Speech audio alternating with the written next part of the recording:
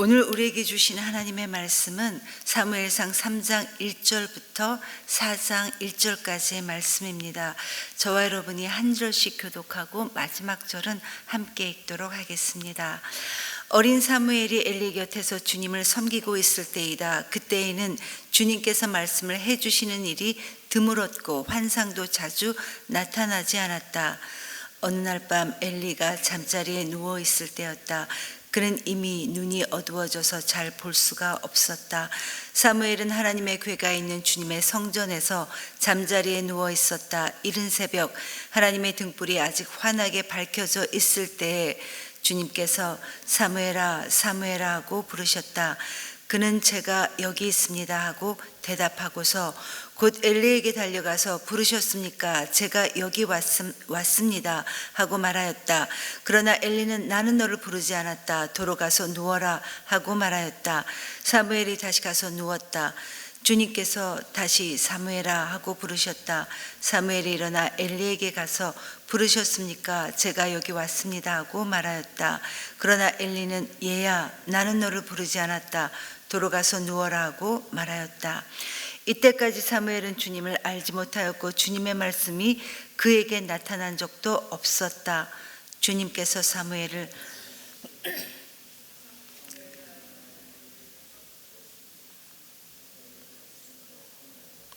그제야 엘리는 주님께서 그 소년을 부르신다는 것을 깨닫고 사무엘에게 일러주었다. 가서 누워있거라. 누가 너를 부르거든 주님 말씀하십시오. 주님의 종이 듣고 있습니다 하고 대답하여라. 사무엘이 자리로 돌아가서 누웠다. 그런 뒤에 주님께서 다시 찾아와 곁에 서서 조금 전처럼 사무엘아 사무엘아 하고 부르셨다. 사무엘은 말씀하십시오. 주님의 종이 듣고 있습니다 하고 대답하였다. 주님께서 사무엘에게 말씀하셨다. 내가 이제 이스라엘에서 어떤 일을 하려고 한다. 그것을 듣는 사람마다 무서워서 귀까지 멍멍해질 것이다. 때가 오면 내가 엘리의 집을 두고 말한 모든 것을 처음부터 끝까지 다 이루겠다. 엘리는 자기의 아들들이 스스로 저주받을 일을 하는 줄 알면서도 자식들을 책망하지 않았다. 그 죄를 그는 이미 알고 있다. 그래서 나는 그의 집을 심판하여 영영 없애버리겠다고 그에게 알려주었다. 그러므로 나는 엘리의 집을 두고 맹세한다. 엘리의 집 죄악은 재물이나 예물로도 영영 씻지 못할 것이다. 사무엘은 아침이 밝을 때까지 누워있다가 주님의 집 문들을 열었다. 그러나 사무엘은 자기가 환상으로 보고 들은 것을 엘리에게 알리기를 두려워하였다. 엘리가 사무엘을 불렀다. 그는 내 아들 사무엘아 하고 불렀다. 예, 제가 여기에 있습니다 하고 사무엘이 대답하였다. 엘리가 물었다. 주님께서 너에게 무슨 말씀을 하시더냐? 나에게 아무것도 숨기지 말아라. 주님께서 너에게 하신 말씀 가운데서 한마디라도 나에게 숨기면 하나님이 너에게 심한 벌을 내리고 또 내리실 것이다. 사무엘은 그에게 하나도 숨기지 않고 모든 것을 말하였다. 엘리가 말하였다. 그분은 주님이시다. 그분께서는 뜻하신 대로 하실 것이다. 사무엘이 자랄 때 주님께서 그와 함께 계셔서 사무엘이 한 말이 하나도 어긋나지 않고 다 이루어지게 하셨다. 그리하여 단에서 브엘세바까지 온 이스라엘은 사무엘이 주님께서 세우신 예언자임을 알게 되었다. 주님께서는 실로에서 계속하여 자신을 나타내셨다. 거기에서 주님께서는 사무엘에게 나타나셔서 말씀하셨다. 사무엘이 이 말을 하면 온 이스라엘이 귀를 기울여 들었다. 아멘.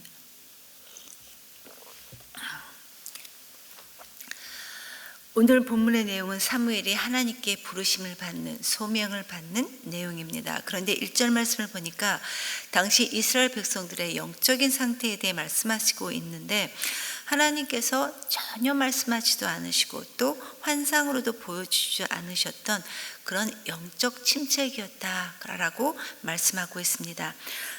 여러분, 이 당시는 하나님께서 직접 이스라엘 백성들을 통치하시고 다스리는 이런 신정 정치 시대였기 때문에 하나님의 말씀이 희귀하거나 없으면 안 되는 그런 때였습니다. 그런데 그런 때였음에도 불구하고 하나님의 말씀이 전혀 없었다고 했을 만큼 당시에 이 시대적 상황은 영적인 암흑기였다라고 이렇게 말하고 있는 겁니다. 이런 때에 어린 사무엘이 아직 아이로서 엘리 제사장 앞에서 하나님을 섬길 때였던 어떤 한 날이었습니다. 한날은 사무엘이 성막에서 자고 있는데 사무엘아 사무엘아 하고 부르는 소리가 들렸습니다. 당연히 사무엘은 제사장 엘리가 부르는 것인 줄 알고 달려갔지만 엘리는 자기가 부르지 않았다라고 하면서 다시 잠자리로 돌아가라 이렇게 말했습니다. 그런데 또 똑같은 일이 발생했죠. 이번에도 역시 제사장 엘리는 자기가 부르지 않았다고 말했습니다. 이런 일이 몇 번 있은 후에 이 엘리 제사장은 하나님께서 사무엘을 부르고 계신다는 것을 깨달았습니다. 그래서 사무엘을 돌려보내면서 만약 다시 너를 부른 소리가 있으면 그때에는 나한테 오지 말고 말씀하옵소서 주님의 종이 듣겠습니다 라고 대답하라고 말해주었고, 하나님께서 다시 사무엘을 부르자 엘리 제사장의 말대로 말씀하십시오 주님의 종이 듣겠습니다 라고 사무엘이 대답했습니다. 그러자 하나님께서 사무엘에게 직접 말씀을 주셨는데, 그런데 그가 받았던 하나님의 말씀은 앞으로 하나님께서 이제 이스라엘에게 어떤 일을 행하실 것인데 그 가장 먼저가 자신의 스승이었던 엘리 제사장의 집을 영원토록 심판하실 것이라는 무서운 말씀이었습니다. 어린 사무엘이 아이로서 받기에는 굉장히 부담스러운 말씀이었습니다. 그리고 왜 그렇게 하셔야 하는지에 대한 이유도 말씀하셨는데 13절에 보면 제사장이었던 아버지 엘리가 그의 아들들이 저질렀던 죄악들을 분명하게 알고 있었음에도 불구하고 책망하지 않았다라는 이야기였습니다. 그래서 그 대가로 그의 집안을 대대로 심판하여 영영 없애버리시겠다고 정확하게 심판에 대한 이유에 대해서 말씀하셨습니다. 이 말씀을 듣는 사무엘은 두려웠습니다. 그래서 15절에 보니까 사무엘이 엘리에게 알리는 것을 두려워했다 이렇게 증거합니다. 당연히 두려웠을 것 같습니다. 그러나 이렇게 주저하고 있었던 이 사무엘에게 제사장 엘리는 하나도 숨기지 말라 그대로 나한테 구하라 하였고, 드디어 18절에서 하나님께서 그에게 말씀하셨던 엘리 제사장의 이 심판에 대해 그대로 전해 주었습니다. 여러분, 여기서 우리는 아직은 어리지만 그러나 하나님의 참된 선지자로서의 이 사무엘의 모습을 엿볼 수 있습니다. 선지자는 하나님께서 말씀하시는 것을 가감없이 그대로 전하는 사람이 바로 선지자입니다. 물론 어린 사무엘이 자신의 스승에게 그의 집안이 멸문지화가 될 것이라는 이 심판의 메시지를 그대로 전하기에는 굉장히 어려웠겠지만, 그러나 사무엘은 자신이 받았던 이 하나님의 말씀을 있는 그대로 전하였고, 이 하나님의 말씀은 정확하게 그대로 실현되었습니다. 나중에 우리가 또 살펴보겠지만 제사장 엘리 집안에 대한 이 하나님의 심판은 엘리 가문의 후손인 아히멜렉의 죽음과 아비아달의 제사장 파지게까지 이릅니다. 엘리의 증손자였던 이 아히멜렉은 사울 왕에 의한 제사장 학살 사건으로 희생되었고, 또 아비아달은 솔로몬 왕에 대한 반역 음모에 가담한 죄로 제사장직을 파면당함으로써 이 엘리 집안은 제사장으로서의 역할에 완전히 종지부를 찍게 됩니다. 열왕기서 기자는 열왕기상 2장 27절에서 이렇게 증거하고 있습니다. 이렇게 하여서 주님께서는 실로에 있는 엘리의 가문에 두고 하신 말씀을 그대로 이루셨다. 즉 엘리 심판의 경고가 그대로 이루어졌다라는 이야기입니다. 그리고 이 사무엘에게 하나님께서는 어떤 은혜를 주셨는지를 19절은 이렇게 증거하고 있습니다. 사무엘이 자랄 때 주님께서 그와 함께 계셔서 사무엘이 한 말이 하나도 어긋나지 않고 다 이루어지게 하셨다. 즉 하나님께서 이 사무엘과 함께 하심으로 그의 말이 다 이루어질 수 있게 해 주셨다라는 것입니다. 이 결과 단에서 브엘세바까지의 온 이스라엘이, 모든 이스라엘이 이제는 엘리가 아닌 사무엘이야말로 주님께서 세우신 선지자요, 예언자임을 알게 되었다. 이렇게 증거하고 있습니다. 사무엘이 선지자로서 자기가 받은 하나님의 말씀을 있는 그대로 순종하여 전하니까 모든 말씀이 이루어지는 역사가 일어났고, 이 하나님의 역사 때문에 이스라엘 모든 사람들이 그를 하나님이 세우신 선지자로 인정하게 되었다는 것입니다. 그런데 이것뿐만 아니라 놀라운 것은 21절을 보면 주님께서 계속해서 당신을 나타내셨는데 사무엘을 통해 그에게 나타나셔서 말씀하셨다. 이렇게 증거하고 있습니다. 오늘 본문 1절에서의 말씀처럼 이 시기의 영적인 상황은 전혀 하나님의 말씀이 없었던 그런 시대였는데, 그런데 이제는 사무엘을 통해서 다시 이스라엘 백성들에게 말씀하신다는 것입니다. 여러분, 우리도 영적으로 암울한 이 시대를 살아가고 있지만, 그러나 이 가운데서도 우리 역시 하나님의 자녀인 그리스도인으로서의 이 길을 우리가 묵묵히 우리도 역시 걸어간다면 하나님께서는 우리를 통해 역사하시고 우리를 친히 세워주신다는 것입니다. 이러한 일들이 사무엘에게만 일어나는 일들이 아니라는 것입니다.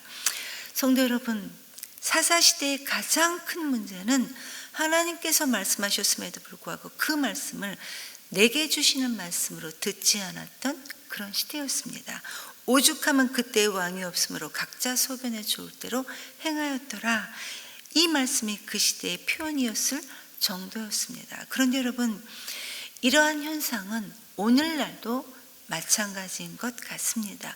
오늘날 우리는 끊임없이 하나님의 말씀을 듣고 하나님의 말씀을 공부하지만 그저 내 소견에 좋을 대로, 내 마음에 듣기 좋은 대로 우리 역시 해석하고 있습니다. 그래서 하나님의 말씀도 그저 따뜻한 위로와 공감만을 원하는 시대에 우리 모두가 살아가고 있는 것 같습니다. 그러나 여러분, 우리에게 가장 중요한 것은 영적인 분별력입니다. 하나님께서 이 상황에 대해 무엇라 말씀하실까? 이 영적인 분별이 되어야 우리는 하나님의 뜻을 알게 됩니다. 그리고 알게 해주신 이 하나님의 뜻을 우리도 전하고 실행해야 한다면 우리 역시 주저함 없이 그렇게 해야 할 것입니다. 성도 여러분, 오늘도 하나님께서는 우리에게 말씀하십니다. 그런데 많은 경우 우리는 주신 이 말씀을 우리에게 주신 하나님의 말씀으로 듣지 않습니다. 그러니까 오늘 본문의 말씀처럼 이 시대 우리의 삶 속에서도 하나님의 말씀이 희귀하게 된 것 같습니다. 수많은 주옥 같은 말씀들이 있고 또 지식적으로 하나님의 말씀은 우리 역시도 많이 알고 있는데, 그런데 정작 우리의 삶 속에는 하나님의 말씀이 없다라는 것입니다. 왜 그렇습니까?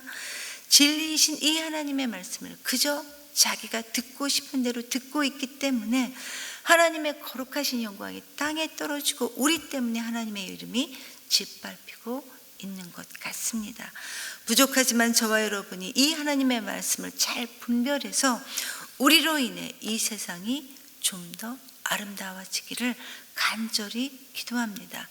우리로 인해 하나님의 영광이 이 세상 가운데 드러나기를 간절히 기도합니다. 이 시간 주신 말씀을 기억하면서 하나님께 함께 기도하기 원합니다. 순종했던 이 사무엘을 통해 다시금 이스라엘에게 하나님의 말씀이 주어졌던 것처럼 하나님의 말씀에 순종하는 우리를 통해 이 세상이 하나님으로 부흥할 수 있도록 하나님이 인도해 주시옵소서. 이렇게 기도하시고, 오늘은 국가와 선교사를 위해 기도하는 날입니다. 하나님, 이 시간 겸손한 마음으로 이 나라를 또 열방을 위해 주님께 기도합니다. 정치하는 사람들에게 주님의 지혜를 주셔서 이 나라를 이끌어갈 수 있도록 하나님 도와주시옵소서. 또 선교사님들에 의해 열방에 복음이 전파될 수 있도록 하나님 모든 상황들을 하나님께서 인도해 주시옵소서. 이렇게 기도하시고 마지막으로 질병으로 고통받고 있는, 또 재정으로 관계로 고통받고 있는 분들을 위해 중보해 주시고 각자 자유롭게 기도하시고 돌아가시겠습니다. 기도합니다.